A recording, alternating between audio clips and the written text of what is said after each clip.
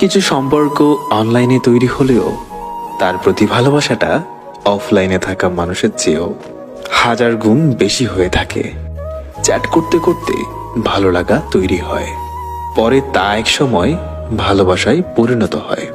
সবকিছু ছাপিয়ে যখন মানুষটার জন্য মায়া তৈরি হয়ে যায়, তখন সেই মানুষটা আমাদের জীবনে একটা অংশ হয়ে থাকে। তার মন খারাপ, তার কষ্ট, তার সমস্যা সব তখন নিজের মনে হতে থাকে। এক সময় সবকিছু চাপিয়ে মানুষটাকে না ধরে না ছুঁয়ে তার জন্য অকণ্ঠ ভালোবাসা জন্মে। যারা বলে ভার্চুয়াল সম্পর্ক, আমি তাদেরকে বলবো নিঃস্বার্থ ভালোবাসা।